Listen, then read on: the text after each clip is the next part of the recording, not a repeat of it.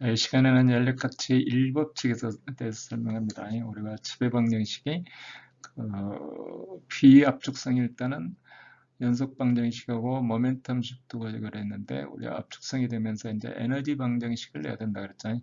그러면 그 에너지 방정식은 무슨 식이냐면 그냥 연력학칙 일법칙 식이에요. 에너지는 보존이 된다.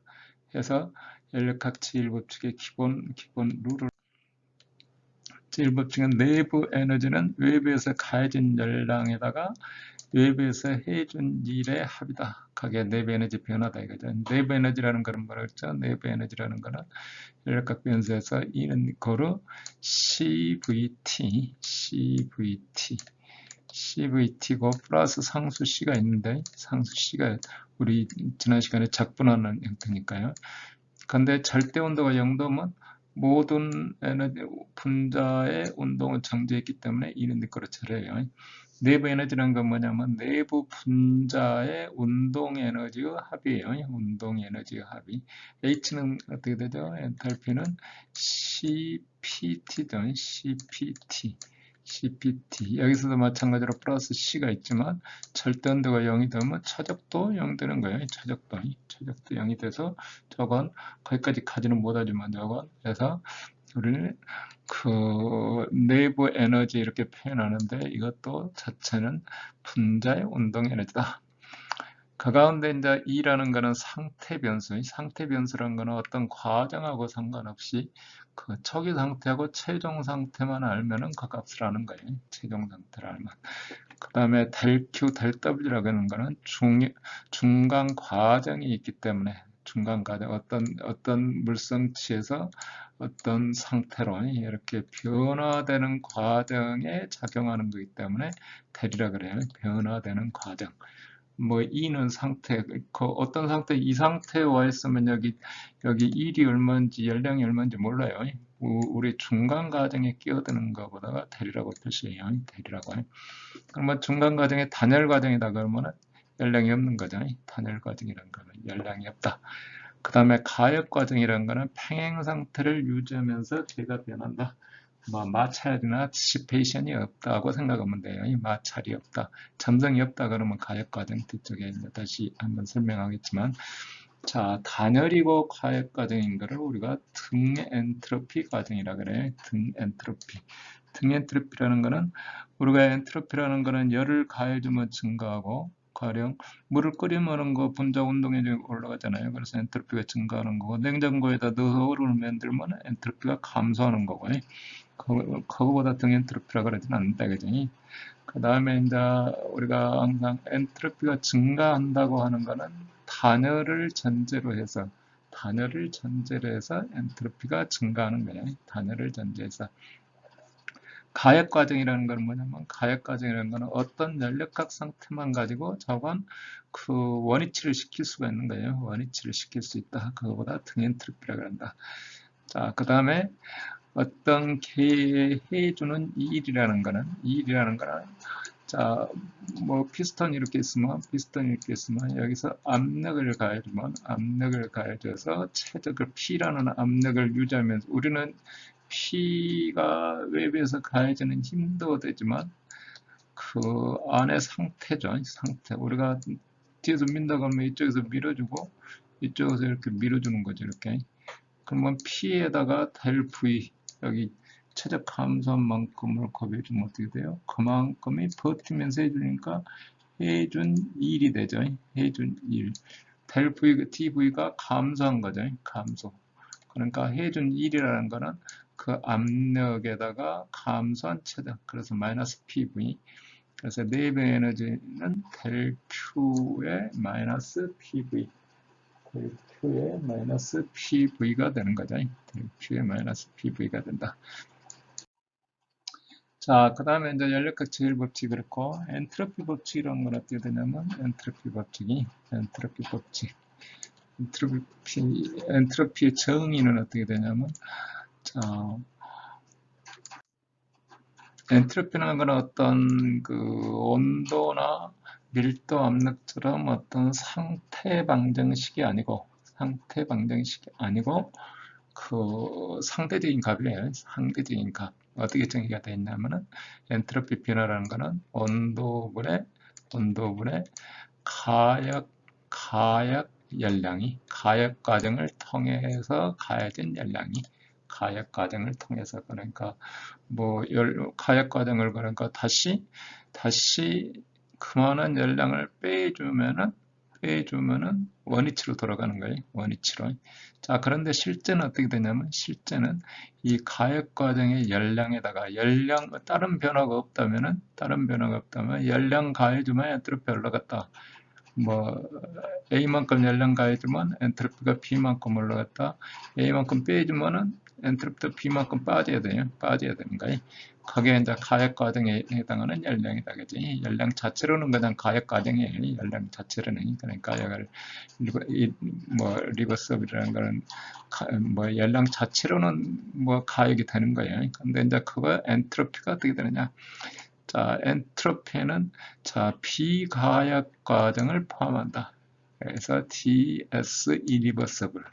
자, 소상 과정, 점성항에 의해서 점성항하고 온도 구배에 의해서 점성항과 온도 구배에 의해서 생기는 게 그 irreversible 엔트로피 변화예요. irreversible 엔트로피 변화. 그래서 총 irreversible 엔트로피 변화는 뭐에 비례하냐면 속도 구배의 제곱에다가 점성 곱한 온도 구배의 제곱에다가 그 열연달 계수 곱한 그래서 뭐 두 개 전부 제곱이니까 항상 양수죠. 제곱이니까 항상 양수. 그래서 DS의 irreversible은 항상 양이다. 그러니까 D irreversible은 항상 양이다. 자, 그런데 이제 속도 구배나 온도 구배가 없고 점성 계수가 0일 때 또는 열전달 계수가 0이고 자관 우변이 전부 0이 되는 조건이라면은 irreversible이 없다 이거지. irreversible은 0이다. 그래서 실제로는 DS 실제 변화는 T분의 DQ보다 항상 크다. DQ는 항상 우리가 양을 가질 수 있는 열량 가해진 만큼 뺄 수 있어요. 그냥 이제 히터로 가열했다가 냉장고에 넣으면 그만큼 빠지는 거니까. 그러면 단열 과정일 때도 항상 DS는 양이 된다. 단열 과정일 때도 항상 양이 된다. 이게 이제 엔트로피 법칙이죠. 엔트로피 법칙. 항상 엔트로피는 증가한다는 게, DS는 양이라는 게 이런 조건 하에서 항상 근데 이제 디스플레이 점성을 무시하고 열전달을 무시하고 그러면 당연히 이 가역 과정이 되는 거야. DS가 양이 되면 이제 비가역 과정이 되는 거죠. 비가역 과정. 그러니까 근데 이제 엔트로피라는 거는 항상 1이라는 조건에서 2라는 조건을 변화할 때 그 차이를 의미하는 거지. 어디 온도처럼 또는 밀도처럼 이렇게 측정하는 건 아니에요. 그러니까 우리가 냉장고 물을 끓였다가 다시 식히면은 다시 엔트로피가 올라간다 그랬죠. 식혀도 안에 엔트로피는 올라가는데 사실은 이게 이제 상대적인 값이라서 그 다음에 또 다시 끓였다가 그걸 냉장고에 넣어서 얼렸다 그러면 또 엔트로피 변화에 대해서 그런 과정이면 다시 DS가 확실한 이타가 나는 거죠. 근데 이제 어떤 경우 그런 얘기예요. 자관 열량이 단열일 때도 항상 엔트로피는 증가한다. 이게 저희 엔트로피 법칙이다. 그러니까 항상 그 다음에 이제 기본적으로 엔트로피가 증가하는 쪽으로 어떤 변화가 생긴다. 이라는 얘기는 증가하는 쪽으로 변화가 생긴다. 예를 들어서 여기서처럼 이제 얼음이 있고 0도 이하겠죠. 철판은 0도 이상이 T2가 더 크다 이거죠. T2가 큰 상태에서 엔트로피 변화를 따져보자. 엔트로피 변화를 따져보면 전체 시스템의 엔트로피 변화는 DS1 플러스 DS2 그래서 이쪽 플러스 방향 DQ를 플러스 방향 T2에서는 나가는 거 T2분의 마이너스 Q이죠. T1에서는 들어오는 거 플러스 통분을 쪼르륵 해주면 어떻게 되냐면 이렇게 되겠죠. 이렇게. 근데 전체로 보면 어떻게 되죠? 전체로 보면 외부에서 단열이 돼 있잖아요. 외부에서 단열이 됐으니까 이 값은 항상 어떻게 되냐면 양수를 가져야 된다. 저 뭐 가역 과정이라면 0이겠지만 가역 과정이라면 0이겠지만 이게 이제 뭐 다시 그 양수가 되기 때문에 전체로 보면 양수가 되니까 T2는 항상 T1보다 커야 된다. 이거죠. T2는 항상 T1보다 커야 된다. 그 다음에 이게 0인 상태가 될 수 있냐? 0인 상태. 0인 상태가 되는 조건은 T2하고 T1하고 같을 때만 가능하다. 그 얘기는 뭐냐면, 자, 이게 어떤 조건에 의해서 가만 놔뒀는데, 자, 열교환을 이렇게 해갖고, 이렇게 하면 얼음이 다 녹았을 거 아니에요. 녹아서 뭐 어디 T3로 갔을 거 아니에요. T3에도 이게 열심히 뭔가 반응을 해서 뭔가 이제 분자 간의 교환을 이러고 뭐 서로 열량을 주고받고 해서 어느 순간에 이렇게 얼 수 있냐 이거죠. 얼음이 될 수 있냐, 이게 가능하냐 이거죠. 이게 이제 외부 전체로 보면 그러니까 이 상태에 있는 엔트로피하고 이 상태에 있는 엔트로피가 이게 훨씬 엔트로피가 커진 거예요. 커져서 어떻게 해서 이렇게 될 수 있냐? 여기는 엔트로피가 같으니까 여기 이제 여기가 크잖아요. 큰 데에서 작은 쪽으로 갈 수 있냐? 그거는 뭐 불가능하다 이거예요. 근데 이제 모든 분자가 어느 날 갑자기 열량 옆에다 다 주고 나는 얼른다 하고 갈 수는 없다 이거예요. 갈 수는 없다. 그게 엔트로피 법칙인 게 이 상태에서 일이 넘어가는 이게 분자 운동이기 때문에 각각의 분자 운동이기 때문에 어느 날 이 분자하고 충돌해 갖고 얘가 에너지를 이리 뺏길 수도 있어요. 뺏겨서 뭐 한 분자가 뭐 여러 개 한 군데 뭉쳐 있는 분자가 다 옆에다 다 열량 다 뺏겨 불고자 하는 마이너스 온도가 됐다. 이럴 수가 있느냐? 없다 이거죠. 그게 엔트로피 법칙이다 이거죠. 엔트로피 법칙. 그래서 우리는 연력학에 대한 우리가 압축성 유등에서 할 필요한 만큼의 연력학 방정식을 저기 뭐 그 정도까지만 지금 공부하는 거예요. 주변에 이게 그 밖에 비가 쏟아져 갖고 좀 시끄러운 소리가 좀 녹음이 될 것 같은데 그래도 뭐 빗속에서도 우리 수업을 하니까 그대로 그냥 하는 녹음도 그대로 하는 거예요. 자 여기 뭐 다시 또 설명을 해놨네요. 뭐 T2-T1이 아니면 이렇게 0으로 진행돼서 이런 상태가 되지만 반대 방향으로는 안 된다. 철판 온도를 낮추고 얼음을 얼리는 방향. 철판 온도를 얼음을 낮추면 진행. 여기 뭐 거꾸로 써져 있네요. 거꾸로 써져 있어요. 이렇게. 다시 보면 T1-T2가 양이면 델 Q가 양인 방향으로 진행돼서 지금 현재 설명하는 상태가 되는 거예요. 설명하는 상태. 뭐 여기 뭐 거꾸로 써 있어요. T2-T1이 음이면 반대 방향으로 진행해서 열값 법칙은 거기에 맞춰서 해야 된다. 여기 뭐 순서 설명이 거꾸로 써 있습니다.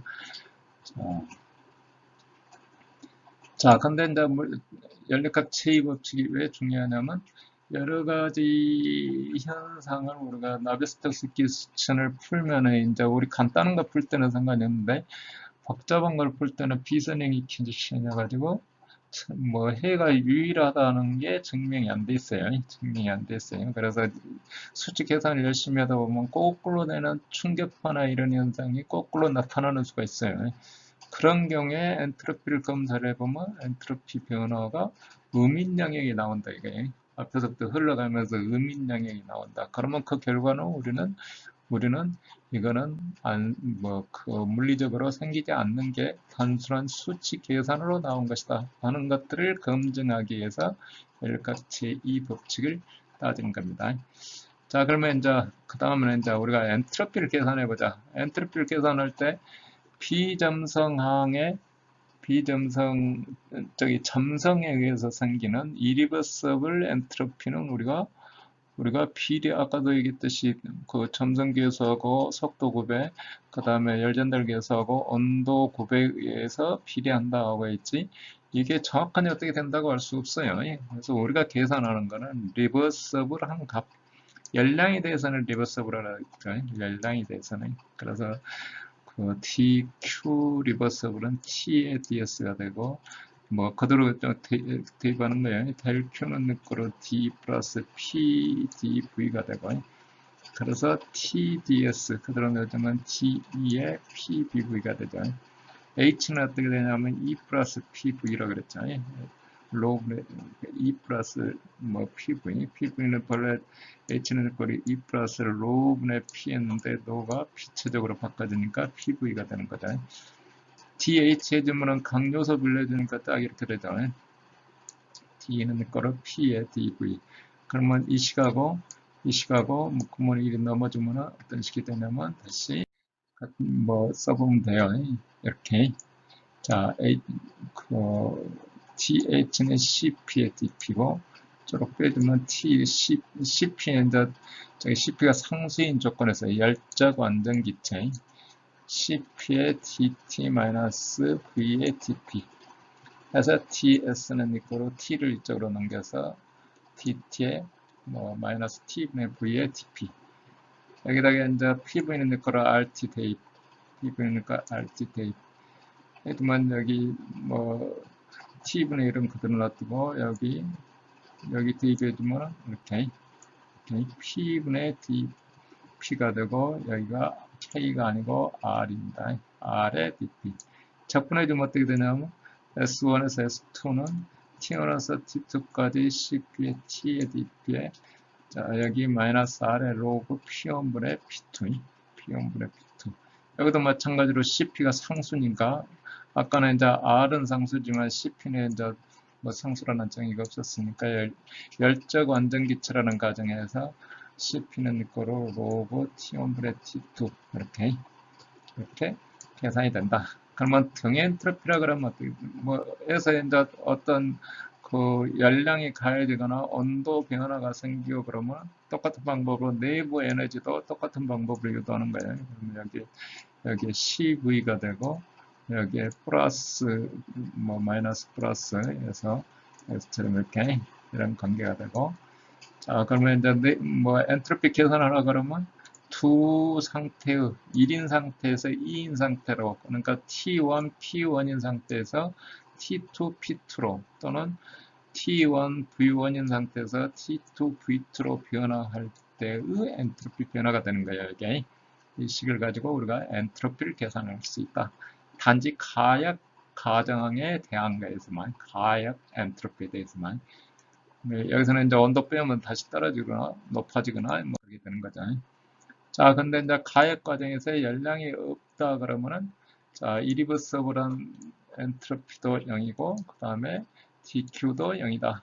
그러면 관계식은 어떻게 되겠어요? 제로는 이거로 CP의 로그 T1분의 T2 마이너스 로그 P1분의 P2 그래서 1이 넘겨주면 P1분의 P2는 이렇게 자 해서 P1분의 P2는 T1분의 T2의 감마 마이너스 1분의 감마가 된다.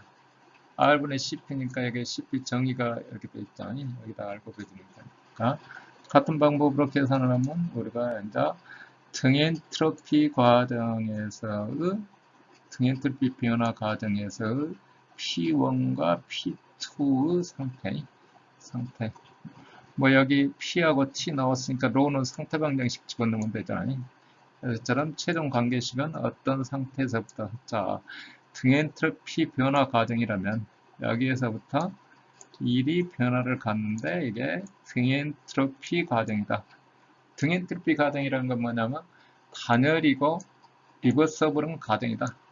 그러면 1이라는 상태하고 2라는 상태가 변화 과정에 성립되는 식이 다음과 같은 식이 된다. 그지? 당연 같은 식이 된다. 자, P1, 이 상태를 다시 한번 설명드리면 이 상태에서 P0는 이거로 로 제로 RT라는 상태 방정식이 하나 있죠. 로 제로 RT. RT라는 상태 방정식이 하나 있고, 자, 여기 T0죠. 이 상태에서는 어떻게 돼요? P는 니꼬로 로 RT, 각각은 각 조건에서 2라는 조건에서 성립하는 식이에요. 그래서 식이 하나 있고, 두 개 있고, 그 다음에 또 이건 어떻게 돼요? 여기서 여기가 등엔트로피라는 조건에 의해서 이 식이 만들어지는 거예요. 이 식이. 자, P0분의 P는 니꼬로, 로 0분의 로 감마. 여기 니꼬로가 두 개 있는데, 여기 그러면 여기 상태가 우리가 어떻게 따지면 돼요? 여기 식이 지금 미지수가 식이 P, 로, T 이렇게 있죠. 여기도 P로 T 이렇게 있죠. P로 T. 그럼 어떻게 돼요? 자, 미지수가 6개죠. 6개. 6개고, 식이 2개고,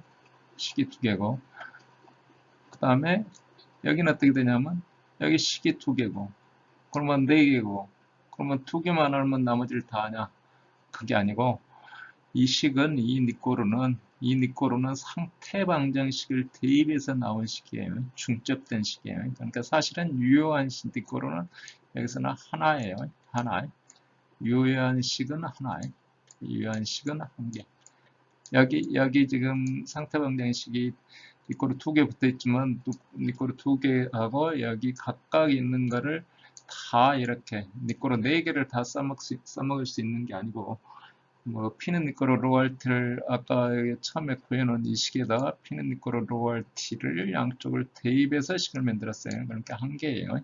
자, 그래서 몇 개죠? 식이 상태 방정식 2개다 양쪽에다가 변화 과정에 해서 3개, 3개씩. 밀수는 몇 개죠? 다 해서 6개. 그러면 모두를 알려면 어떻게 되죠? 모두를 알려면 3개가 주어진다. 3개가 주어진다. 서로 독립된 3개가. 독립된 3개란 얘기는 뭐 1번 조건 3개를 다 주고 2번 조건 3개를 구하면 못 구한다 이거예요. 여기 왜냐하면 이 식하고 같은 얘기가 되니까. 그러니까 여기서 2개 주어지면 어떻게 되죠? 2개 주어지면은 우리 상태 방정식에서 t를 풀죠.